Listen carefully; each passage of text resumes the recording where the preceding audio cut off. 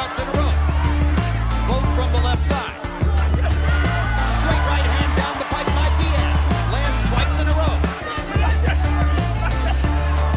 Whoever throws more body punches may ultimately be the winner in the fight. Well, I tell you what, this is going to be a tough fight. Another huge left hook by Diaz.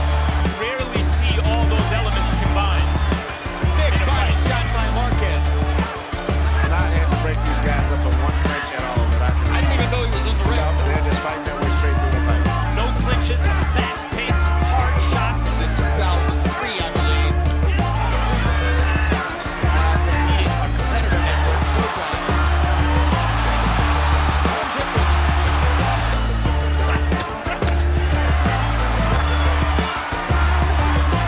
Good left hook by Diaz again. And a right hand at the end of the round by Marquez. Marquez has been cut in that same spot before. And Joel Casamayor.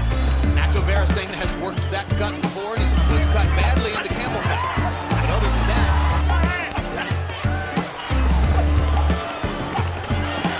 another big left hook by Diaz.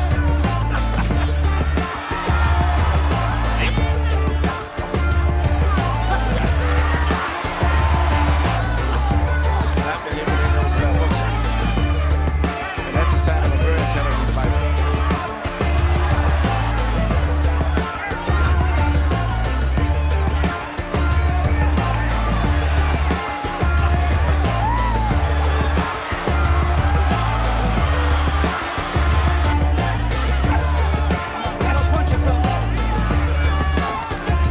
Uppercut, uppercut, uppercut. How many times you see that? Left hook, back into the ropes. All out war. But Marquez is landing most of the cleaner blows in those exchanges there.